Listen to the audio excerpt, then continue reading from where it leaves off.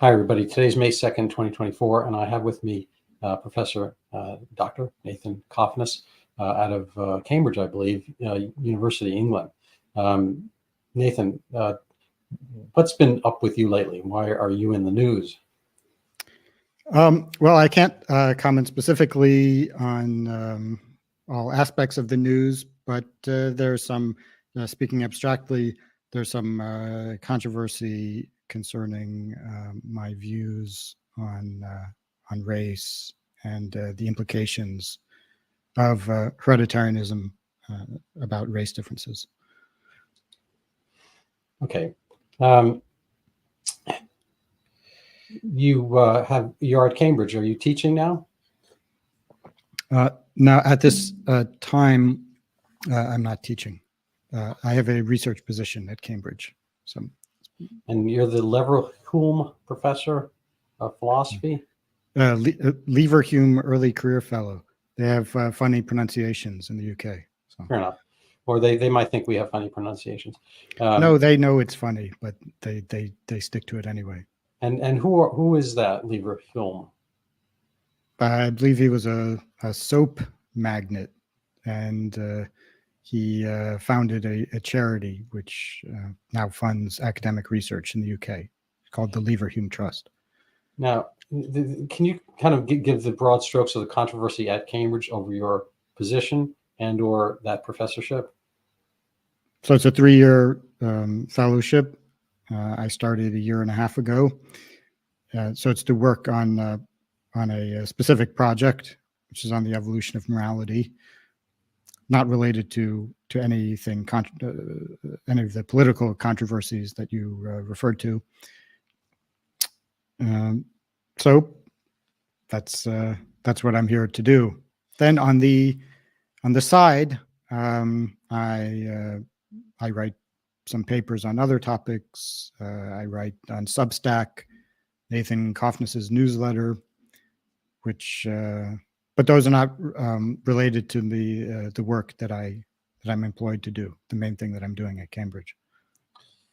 Okay, I looked you up on Google Scholar. I can maybe put it up for people. Can you tell us some of your work over, what's been your academic work over the last 4 or 5 years? So my background is in the philosophy of biology and ethics. So I'm interested in the relevance of evolution, evolutionary theory for different areas of science and philosophy. In science, I'm interested in how evolution explains morality, nutrition, how it can shed light on nutrition science. And in philosophy, I'm interested in the implications of the fact that morality is the product of evolution. What does that mean for the nature of morality and moral obligation? So I've been writing about a range of topics connected with these issues for the last several years. I graduated from Oxford in 2021. Then I came here to Cambridge. So tell us what have you discovered? What's your basic thesis, or what you propound or propose along those lines? I mean, you're saying this is kind of morality comes up. Is it within groups or within the species as a whole? Are we unique in having a moral code? Are there other animals that have one? Are we able to discern it? How do we discern our own? So morality is the alleged fact that you ought to do something or you ought not to do something. So what is the nature of this oughtness? Is it an objective feature of the world? Like, let's say 2 + 2 = 4.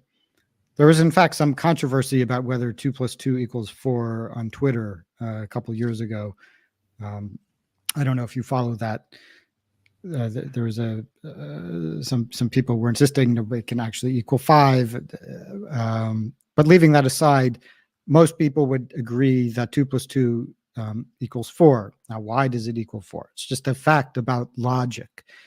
It's the nature of logic that the way these concepts relate to each other if you add 2, then you get 4.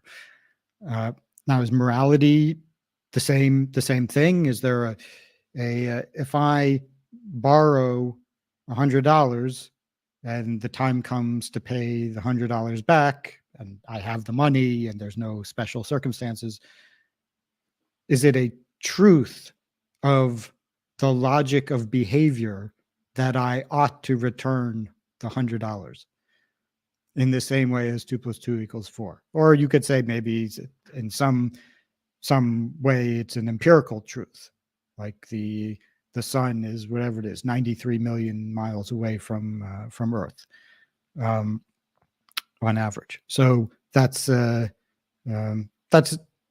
also true, maybe in a different way from 2 + 2 = 4. It's a contingent fact about the world.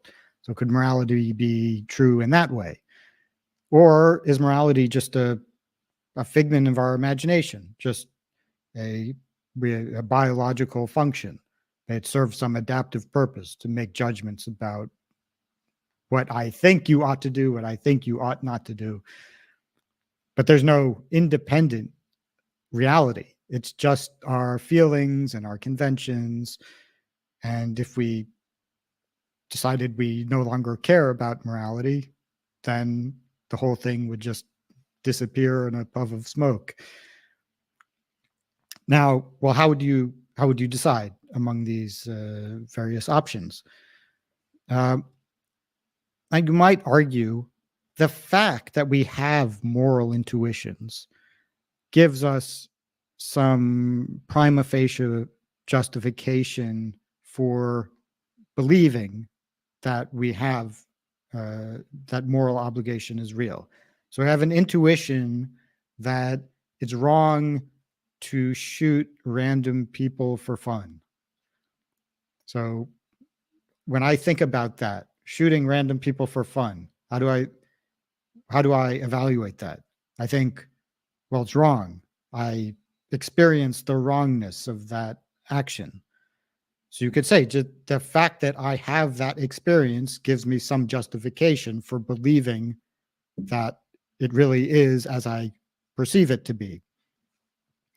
Now, okay, so let's say that's true, but how would I counter that argument? Well, what if I can show that I can give a causal story that explains why you have that emotional response when you think about shooting random people for fun. And the causal story that I tell has nothing to do with morality, with an independently existing morality. So let's say, even if there were such a thing as moral truth, if the causes that are responsible for your moral belief don't track that truth, then that would undermine my justification for holding those beliefs. So to make it clear, I can illustrate with an example. So you said, did you stop by the restaurant? Said, yeah. Well, how many people were at the restaurant? Well, 30 people were at the restaurant. And I say, well, how did you determine that there were 30 people at the restaurant? When you stopped by, did you look in the restaurant and did you count? No. Did you ask somebody who was in a position to tell you the number? No, I didn't do that. Well, what did you do? Well, I had a bucket with 100 balls on it and labeled 1 to 100. And I selected one randomly and it came up 30. And then based on that, I formed the belief that there are 30 people in the restaurant. We say, well, maybe that is how you form beliefs because you're confused about something. But what ball you randomly select from the bucket has nothing to do with how many people are actually in the restaurant. So the way that you formed your belief was wrong. It doesn't track the truth about the relevant facts. So in the same way, so that would be a debunking argument. So you're saying my belief was formed in the wrong way. It doesn't correspond to an independently existing reality. Therefore, we should reject it. So we do the same kind of thing for morality. I show that your intuitions about morality are the product of, say, natural selection or certain sociological forces, none of which have anything to do with morality. Evolution just selects for inclusive fitness. So, the big fish eats the little fish, eats the smaller fish.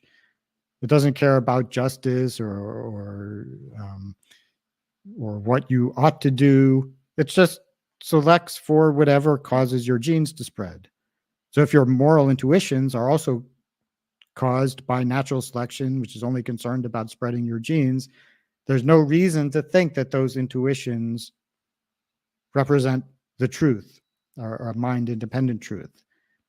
And so my view is that when we do give a scientifically accurate account of where our moral beliefs come from, those explanations are debunking for our moral beliefs. They show there's no reason for us to take morality seriously as being objectively true.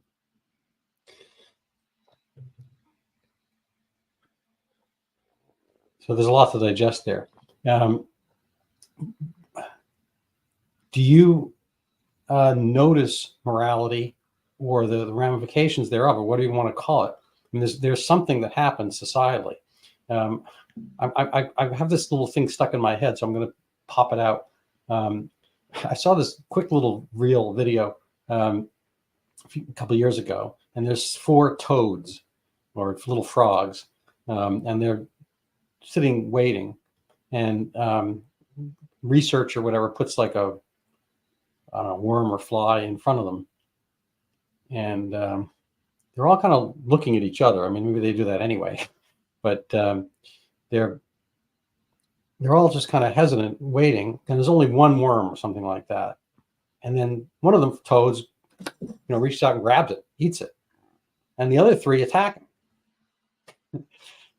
For taking the thing that they all wanted, I guess. They've got brains, tinier than kind of like a zit on your forehead or something like that, and yet they have a code. They have a code of action. Was it right for the first frog to eat it? Was it right for the other ones to get angry at him? What's that all about? Why do they seem concerned with fairness? And I it's not really a huge epiphany, but I think that kind of this concept of fairness might be hardwired into, every mammal, say, and maybe every other animal as well. And is morality kind of an expression of this fairness? And I'm going to give you one other example, because I was thinking of it while you were talking about, rampant, kind of killing people for fun. There's an audio and a video attached of a guy with a GoPro camera from Hamas, and he's veering through the I don't know, one of the kibbutz, and he's talking to his mom. I just killed Jews. I killed them with my own bare hands. I killed 10 of them. I got this one. I slaughtered that one. I killed the mother. I killed her baby. Blah blah blah blah blah. And he's ecstatic. And now we have people at your alma mater and mine. Yours is Columbia, mine's Yale. Demonstrating on behalf of that motion, which broke a ceasefire of long, reasonably long standing. And is he right? Was he okay to do that? Is there morality there? Is it only self-referential from the group you happen to be in, whether it's one group of toads or another, or people? So to answer the second point first, so if you would ask that Hamas terrorist why he's killing people, he wouldn't say it's for fun. He's not killing people for fun. He would, but he was ecstatic. He was ecstatic. So he was having fun, but that wasn't the reason. So he was doing it for the sake of the war against the people that they regard as their their enemies, their oppressors, the enemies of their religion, and so on. So he has fun while he's doing it, but that's not, he wouldn't say, I'm doing it in order to have fun. Now, now there are people who have deviant, in the sense of statistically unusual moral intuitions. So there might be somebody who says, yeah, well, I kill people for fun and I see nothing wrong with that. So I'm speaking in general. People who believe in moral realism, though, there would be a near consensus on the idea that it's wrong to kill random people for fun. I think I did say the qualification random, so kill random people for fun. So of course, I mean, he's not killing random people; he's killing the Jews, Israelis, whatever. But I mean, so the fact that somebody could have deviant moral intuitions, whether this is a case of that or not, would support my view, because it's just, there's no truth of the matter. It's just based on people's biological constitution and their socialization. They have different moral intuitions. So why should we put any stock in our moral intuitions? It's the product of our nature and our socialization. Regarding the frog video, which I've also seen, which is very funny, but I think it's easy to anthropomorphize animals when they, we kind of assume that they're reacting for the reasons. When they do something that looks similar somehow to how we might react, we impose a story based on our own psychology onto the animals. So it looks like the frog that got the insect first. It looks like he's blamed by the others when they kind of look at him after he's eaten it. And so we think, well, maybe these are an expression of moral intuitions about justice. But there's no evidence that any non-human animal has any sense of justice under carefully designed experiments. You get them, they respond to a stimulus. So the bug was there, the bug was gone, so it just kind of looks around. Frogs don't divide things, they don't cooperate, they don't share 50-50. They follow very simple instincts that are largely understood by those who study these things. And there's no basis even in close relatives for attributing a moral sense to them. I mean, there's a very famous video of I believe capuchin monkeys where the researchers are exchanging food for tokens. So they give the monkey a token, it gives the token to the researcher, and the researcher gives it some food. So the reward. There's a very well-known video, I think it was Franz de Waal's experiment, where they have two monkeys side by side, and one monkey gives his token, and they give him a grape. In exchange for the token, they give the first monkey a grape, which the monkey likes a lot because it's sweet. It's like candy for them. Then they do it to the second monkey, and they give him a cucumber. Now, a cucumber is better than nothing, but compared to a grape, and it's not good at all. So the second monkey hurls the cucumber in the researcher's face and starts pounding at the bars of the cage and screaming. And so the interpretation was that normally the monkey would be satisfied with the cucumber, but I saw the other monkey get a grape, and so now it's not fair. So because I think it's not fair, I'm going to throw a fit. That was the interpretation. But what people leave out is that if there's no first monkey at all, and there's just a plate of grapes within view of the monkey, it has exactly the same reaction. It's not that the other monkey got a grape and I only got a cucumber. It's that I see grapes and you're giving me the inferior cucumber. So all of these alleged demonstrations of moral intuitions in non-human animals end up being deflated in this way. And there's no real, among animals,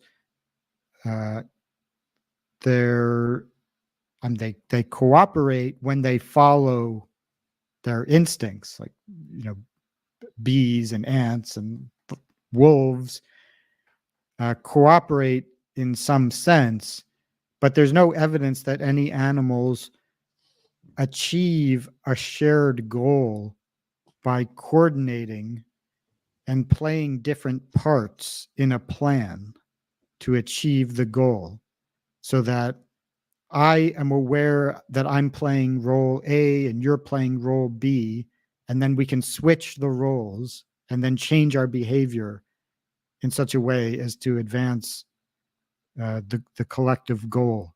Non-human animals don't do that. There isn't any example of that. That's why we see so few, major apes in the NFL.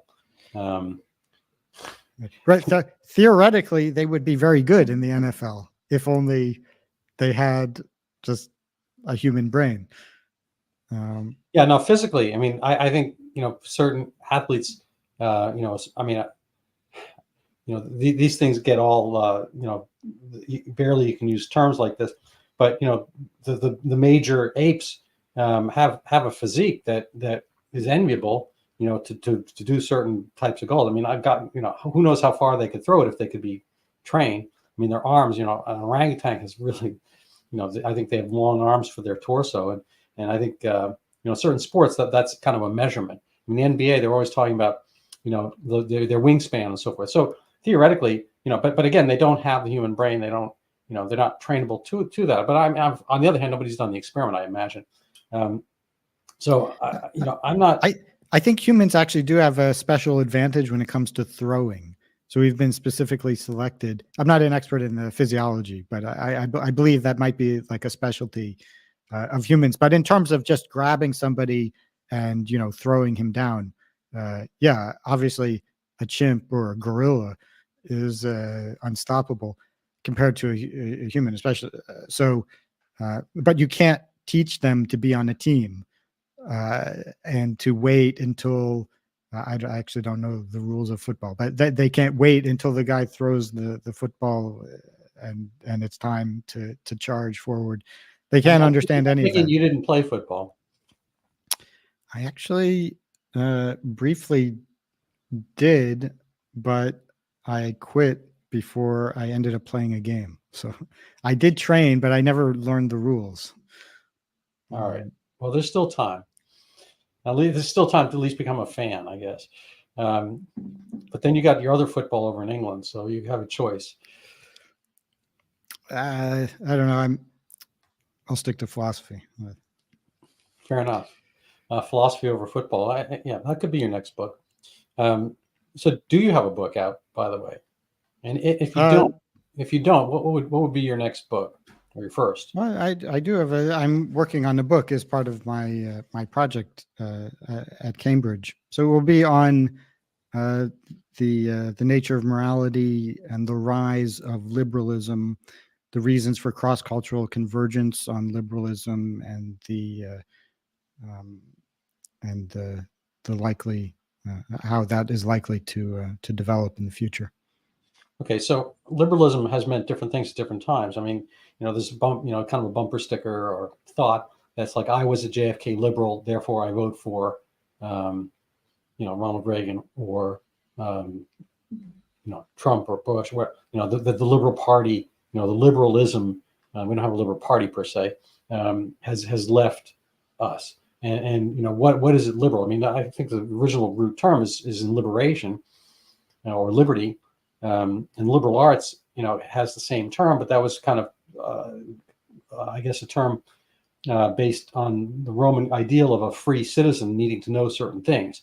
The trivium, which is no longer, it was the opposite of being trivial at the time. So definitionally, what does that mean, liberal, for you?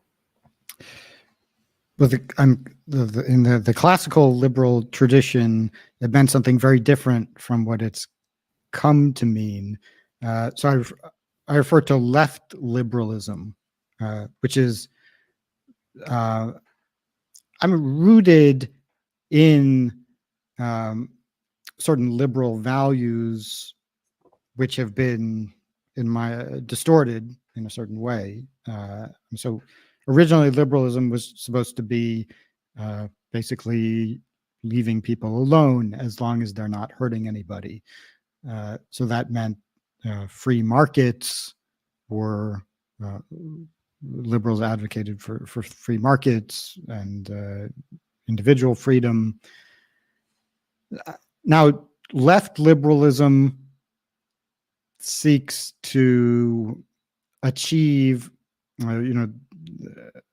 some of the original goals of liberals, but by more coercive means or through interventions, which would not have been accepted by somebody like John Stuart Mill.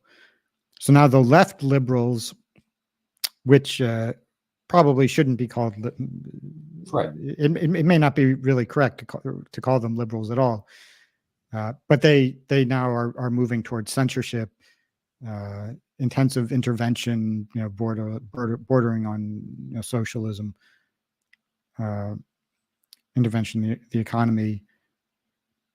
But basic liberal values like freedom of sexual freedom, freedom of speech, although now this has more and more limits, have been widely accepted across many societies.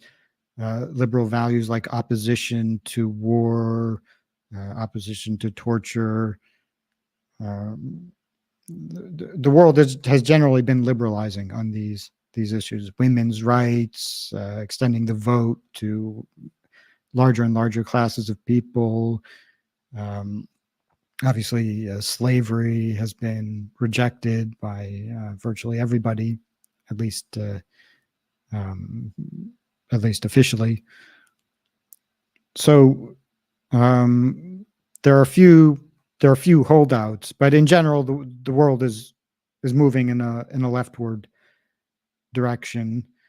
And so the question is, what has been driving this, and does it go on forever? Like, as Fukuyama says, is this the end of history, where liberal democracy is just the most stable form of government, which balances various interests and needs for economic growth and freedom, security, and so on. So there's not going to be any serious challenger to the neoliberal world order in the foreseeable future, or are we going to? Is there some vulnerability that isn't widely recognized that threatens to undermine the entire system, or do the trends that have brought us to the current situation somehow push us in some completely unexpected direction in the future? So those are all kind of questions I'm interested in. Now, from the liberals' perspective, one explanation for worldwide convergence on liberalism is quite simple, which is liberalism is just objectively correct. So we all discovered the objectively correct moral theory. So slavery is wrong. That's just objectively true. And men and women are equals is also just true. And so people have recognized these facts.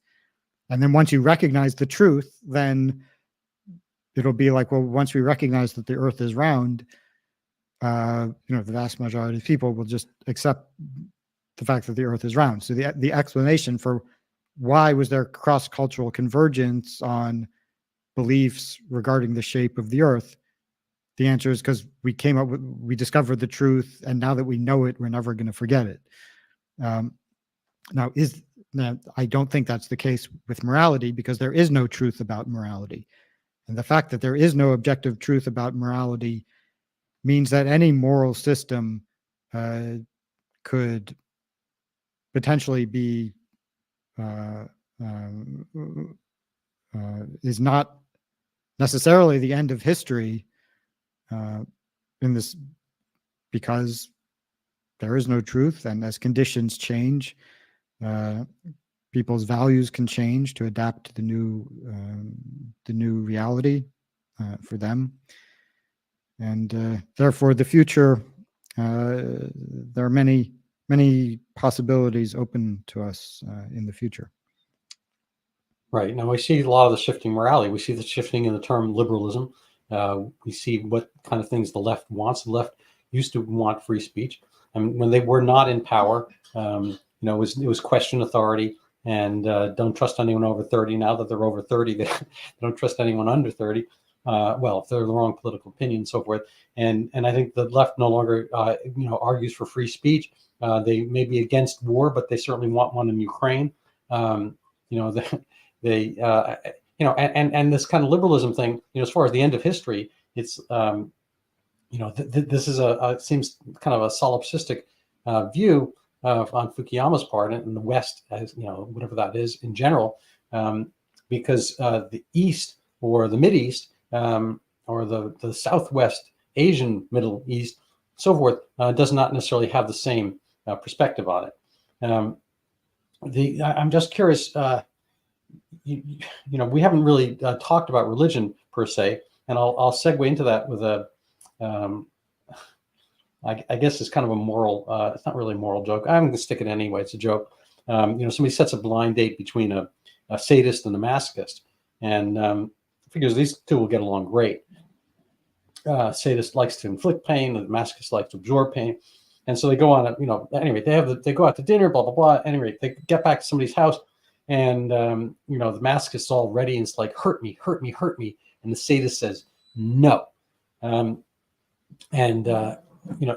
the way of hurting that person is the opposite of what you might think the sadist do. So, even the sadist kind of moral situation or his imperatives change based on the audience and the situation. But getting back to sadism and the Marquis de Sade, and I'm kind of channeling Andrew Clavin here. He says without God, the sadist is equally correct in pursuing his own pleasure at the potential pain of somebody else, if there's no kind of like if there's not a different sensibility, and religion seems to be playing a huge role in the setup of all of these moralities, or maybe it's just demographics. And I think. Joe Biden's running for re-election. He may care more about Dearborn, Michigan, than he does the Upper West Side of Manhattan. And over time, the Jewish population. I think you've written on this, and we'll maybe show some of it. You're talking about the death of liberal Judaism, and some of it's demographic, and some of it's a reckoning of who is what, and the left is kind of being taken over by. Forces that are totally different. If the left, say in the United States 20th century, was kind of a liberal, New York City kind of intellectual center, a lot of Jewish thought there, New School and all this kind of stuff, Frankfurt School. Anyway, all these things kind of like influenced, they say, the Democrat Party thought and what was liberalism, and that's all different now. If the left and the Democratic Party, is more going to listen to, say, more young Muslim voices, which have a totally, say, different view of even that concept of lending $100 and giving it back, which I thought, frankly, should have interest on it. There's a lot of different structure and systems that are going to be applied once your demographics change. So I don't know if you can intuit a question there, but I guess the original one would be: is there a God? Do we come back to that? Is Nietzsche right, or is Nietzsche dead? So now, whether there's a God or not, I don't know. I don't rule out the possibility of there being an agency beyond what we experience and what science is able to detect. Now, is there a God as described by any of the religions that we're familiar with? And to that, I think there's no evidence for such a God. No evidence that there's a God that cares about morality, or if it does, that it's communicated its views about morality to us. Now, if there were a God who cared about our behavior, and there's no evidence that there is, but if there were, we have no basis for knowing what that God would want of us, unless it sends us a message. Maybe the God wants as much war as possible, and it's he favors chaos, or drinking as much coffee as possible. It could be anything. We have no way to know. Now, if there is such a God, well, why should we even? Let's say there were a God who had various preferences. Drink as much coffee as possible. Well, why would we even care what that God? But it would be an interesting fact about the world that there's a God who cares how much coffee we drink. But now, of course, if the God gave us some prudential reason to care, if he says drink coffee or I'm going to do something bad to you, then we would care. But that wouldn't really be morality. It would just be a powerful being tells us to do something or else. So we listen. So you don't make morality simply the mere fact that a God exists doesn't make morality real in the sense that 2 + 2 = 4 is real. It would just be, okay, there's another being in the universe who has various preferences, and so we may or may not take account of those preferences if we see it as being in our interests. So I think there's a certain intuition that, well, if there's a God, then that rescues morality, and everything is objective, and well, it would be an objective truth that God wants ABC, but that wouldn't make morality real in the way that I think somebody like Andrew Clavin wants it to be real. Fair enough.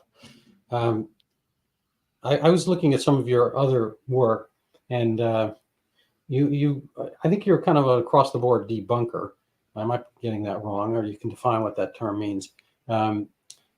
You were talking about, I saw, I don't know if it was reprinted or preprint, a paper about vegetarianism, kind of recommended, for kids, and whether that's a healthy choice for them. And you've had other, I mean, I think it's not, but certainly people are doing that. There are ways that people impose their kind of adult wishes on kids these days, and I think there's a certain amount of terms, social contagion, going towards letting 6-year-olds, 5-year-olds determine what sex they are when they may not really have a good concept of it, and beyond. And then we could start with that, but I kind of want to touch on some of the controversy that is brewing at your university, around you, or through you,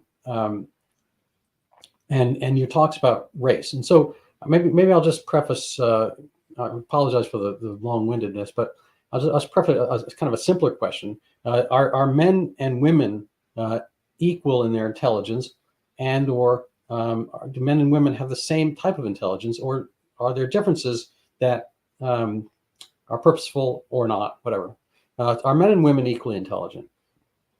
So they have different. Intelligence isn't purely one-dimensional. And so IQ purports to measure a the G factor, a single the underlying factor of intelligence, which is called general intelligence, which explains differences in scores among individuals, or the pattern of differences in scores among individuals. But somebody can be better at rotating shapes, better at doing analogies, better at manipulating symbols or completing patterns. People get different. People have different strengths and weaknesses. Men and women, on average, there's a huge amount of overlap, obviously, between men and women and all these traits. But on average, there are differences in performance on specific intelligence cognitive tests. And when they designed IQ tests, they did their best to throw out the subtests which showed very large sex differences one way or the other. Emil Kierkegaard has a Substack post where he documents this. So if men are better at a certain task significantly, they just say, well, we'll get rid of that. Then if women are better, we'll get rid of that. So we've kind of artificially done our best to equalize intelligence. Whether it really makes sense to compare Equalize the measurement of intelligence. The measurement. Whether it makes sense to compare men and women on a single dimension would be debatable. Men have a big advantage when it comes to spatial intelligence, like quite substantial, and that is the biggest intelligence sex difference in intelligence between men and women is the male spatial advantage. There's some argument that the male average may be a few points higher. Up until age 16, they score about the same on conventional IQ tests. Then males have a small advantage on the average. And there's a difference in the variance. So more men are at the very highest level of intelligence, right. More men are at the very lowest yes, level. But kind of the normal distribution is more splayed for men. And I mean, we use the term normal distribution. It has nothing to do with what's normal between the two of them. And women can tend to be more tightly bound. I think women are more like other women than men are like other men. On average, I think there's kind of a wider variation of guys and their behaviors and so forth. And we see that, played out in violence and also, ingenuity on both sides, or not the sides. Anyway, so are there differences? You're kind of controversial these days. Can you talk about some of the controversy, what people find controversial, and how you'd answer them? And I kind of on a meta level, I was watching your Twitter feed interview with LBC or something like that in the UK, where the interviewer was attacking you for hurting somebody else's feelings. And I don't think he really gave you a chance to answer. So I'm going to give you a chance to answer that if you like, and or talk about other aspects of your controversial nature these days, why you're controversial, and whether you'll stop being controversial, and where does your controversy lead? So speaking abstractly and without commenting on the specific case, so the goal of philosophy from the beginning was to question convention and orthodoxy, received wisdom, to determine if there are, to draw out contradictions, hidden assumptions. And the response to this activity was, again, from the beginning, not always very, very favorable. We know what happened to Socrates and to other philosophers at that time and throughout history. their critique of the orthodoxy of their day, which has always been different. At every time there's an orthodoxy, there's a political correctness. In ancient Athens, it was very different from what it was in the Middle Ages and what it was in Darwin's time, 70 years ago, 50 years ago, even 15 years ago. We had a completely different set of taboos and norms before the Great Awakening, which was like 2012. They're completely different set of sensitivities and what was considered inflammatory. And in the last several years, really since 2012, last 12 years, there's this new orthodoxy has formed in academia with very little tolerance of somebody who asks questions about it, particularly in such a frank way, and just as perhaps I did. Now, academia also is a system which specifically selects for conformity and timidity. So the people who tend to become university professors have, obviously they're exceptions, but on average, they have a certain personality, somebody who likes doing homework, who likes to follow the rules.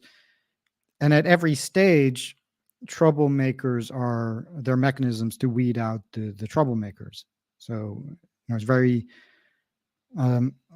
somebody who likes to challenge popular views is not likely to make it. And so academia has a certain culture which reflects the kind of people who are selected to participate in it, which tends to be a very sensorial, conformist. Now, this is not, in my view, conducive to doing what a philosopher is supposed to do, which is not to just follow the orthodoxy. It's to think critically about it, and even to point out contradictions of logic or inconsistencies of fact. And well,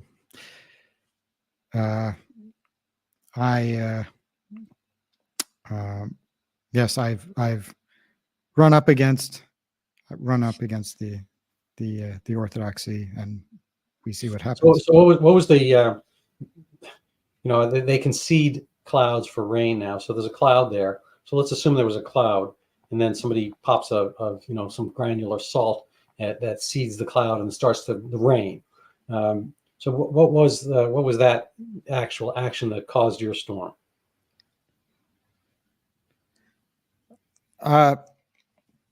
It's so specifically my work on hereditarianism, so race differences, and I'm interested in the reality of race differences. Different populations have different distributions of scores on intelligence tests. There's a question of how much of this is due to culture versus genetics, genetic differences between groups.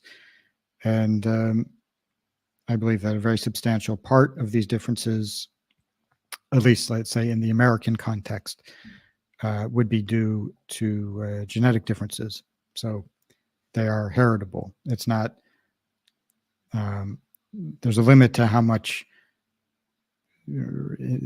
schools investing more in education or programs to boost self-esteem. There's a limit to how much that is going to correct for these disparities. And when groups are raised under more or less comparable conditions, you'll still get substantial differences in the means, mean IQ. So let me ask you. I thought about some aspects of this over time. I mean, perhaps unlike you, I'm a fan of American football, and I follow basketball as well, and I notice there's a paucity of pallor. The American population, I'm not sure what the number is right now, but at the time I was growing up, say it's like 11, 12% African American, Black, and that's highly magnified as a percentage in the NFL and or basketball and so forth. Now it wasn't always like that. I mean, back in the 50s, I think both leagues, for various racial, other social reasons, but in the end, basketball is kind of a lot of New York City kids, and that wasn't really the same population. It was, there were a lot of Jews, for instance, in the NBA early on. Red Holtzman and Red Auerbach and so forth from that tradition. Not both of them played, but anyway, it was a different league back then. Now I think there's one Israeli in the NBA entire. So the demographics changed in the cohort of players playing. I don't think massively changed in the population. So this is posited that blacks are better athletically. And why not? Because they had, and people attributed, all the kind of different circumstances of their having, been in Africa and or selection by slavery for certain physical characteristics, blah, blah, blah. I'm just going to give one quick anecdote. I apologize. But this is like a decade ago, maybe more. I was at a party and happened to be, I think, a Saturday or Sunday maybe, and it was a football game on. And I happened to be speaking with a law professor I'd never met before. I wasn't aware he was a law professor. And he's kind of like looking at the screen saying how horrible it is that all these football players, and this is before NIL, which is a separate term of art where the players are getting kind of paid now. But they weren't getting paid at the time. And he said, oh my God, I can't believe universities dilute their academics to put all these players in the university and have this masquerade of a football team, blah, blah, blah. And they should not have any special admissions for athletes. Or basically said they should have people just get in who can do the work.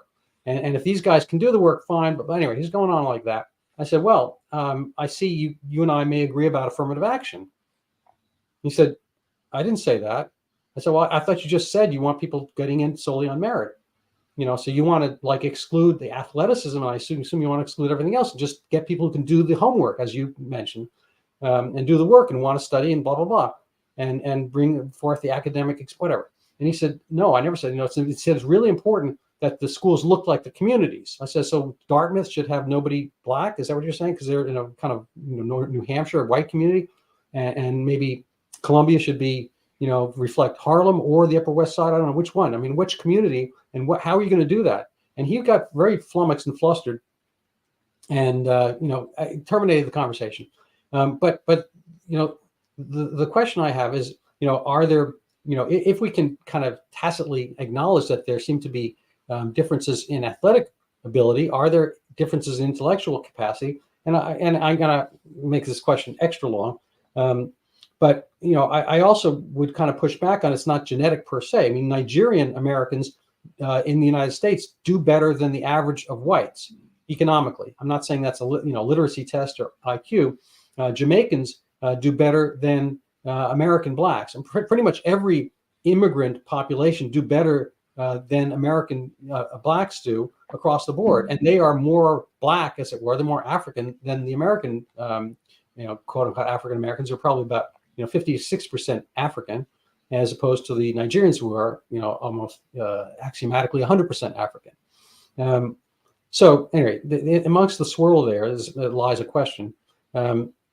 Is it wrong to attribute it to genetic when it seems to be, at least amongst the black population here, Jamaicans and Nigerians do better, and Haitians, frankly, even do better than American blacks, that it's kind of a cultural phenomenon?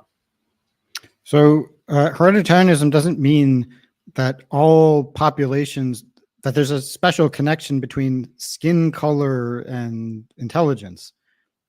There are populations that are formed in different ways, and they all have different distributions of intelligence, partly for genetic reasons.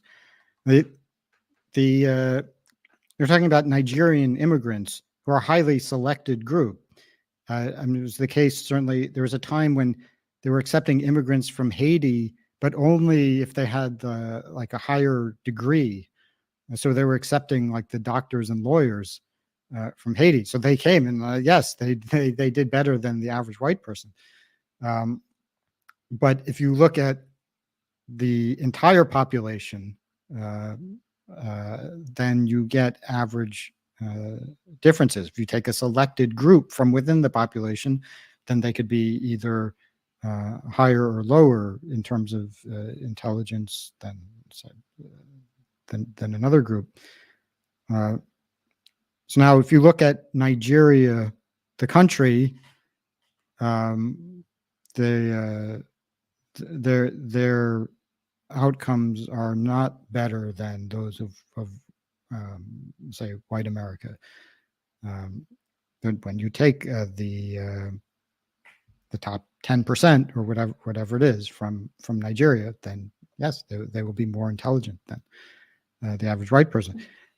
Within the white so-called race, you have very different populations. In certain parts of America, say,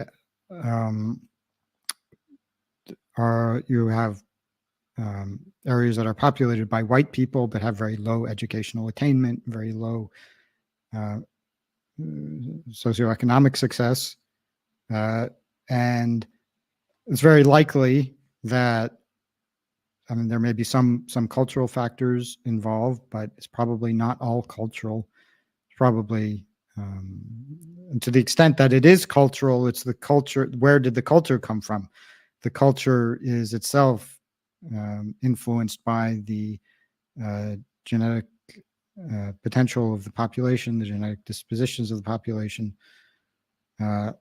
So it's not that intelligence is tied to race per se, but on average, there are these differences between population representative groups of different races.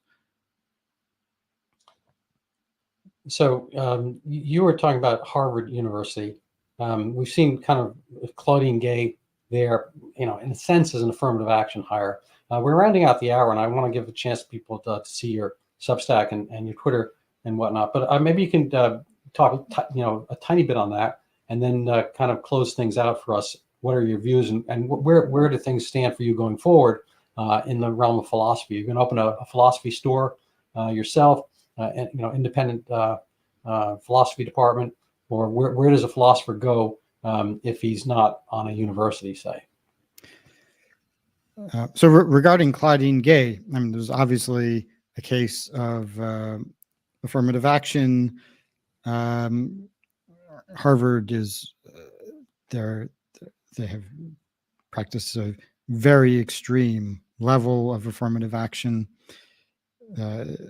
It was they conducted an internal study in 2013, which found that if admissions were based only on academic qualifications, meaning grades and test scores, that Blacks would make up 0.7% of the undergraduate population.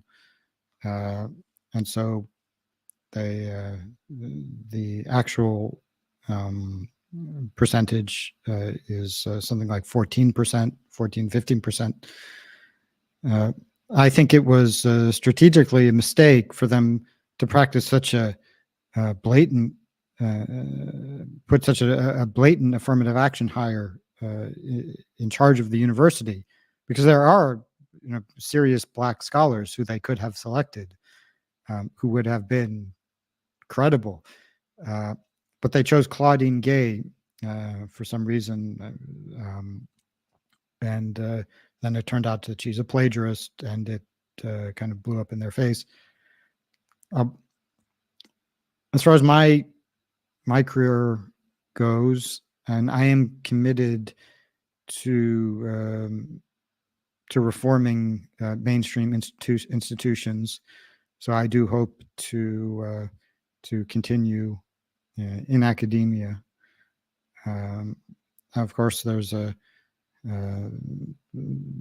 certain amount of struggle involved with that, but that's how it is.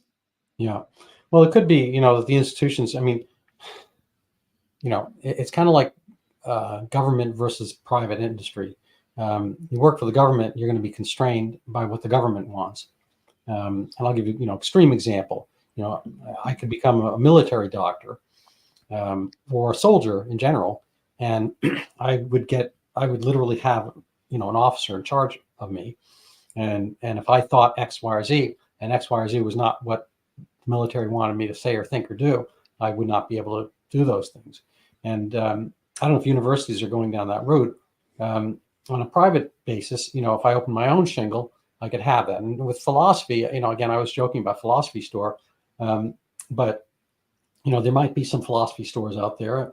Elon Musk may, or Peter Thiel or whatever, they might have a place or a sinecure, so forth, for people thinking otherwise. And obviously, there are think tanks and so forth. And you're pretty good at thinking. I'm not sure how good you're going to be doing thinking in a tank, but so I've had an interesting time with you today, and I appreciate you're spending it with me.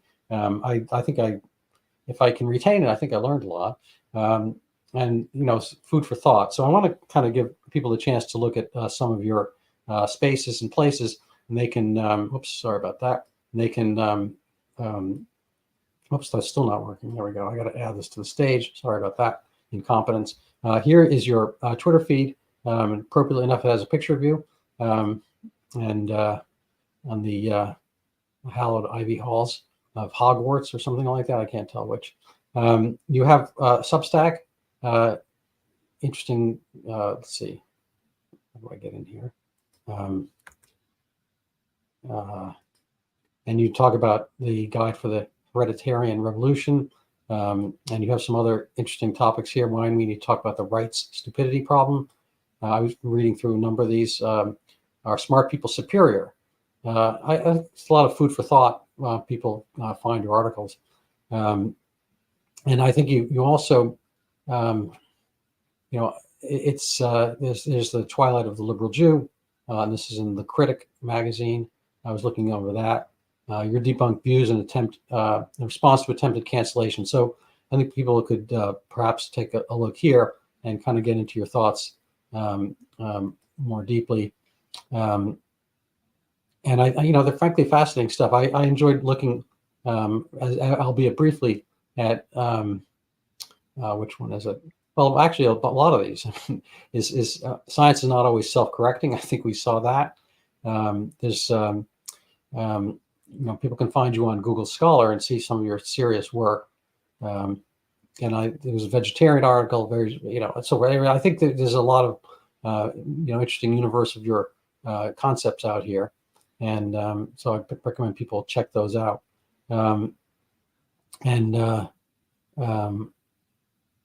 Just as a final note here, if people want to help support my video cast, they can go buy my book. Even better if they read it. It's called Overturning Zika, the Pandemic That Never Was. I'm actually also working on an article right now on the opioid crisis, and it's about 30 pages here. Methadone maintenance ignited America's opioid crisis. So I hope to have that out soon in Brownstone. People can take a look at that. I think people, there's a lot of ideas out there to be debunked. So I appreciate people, who go out there, devil may care if there's a devil, and do their actions and see where the threads may lie. So I have some sympathy with that. Anyway, any last words? No, thank you very much. It was very good to talk to you. All right, appreciate that. All right, so thank you very much.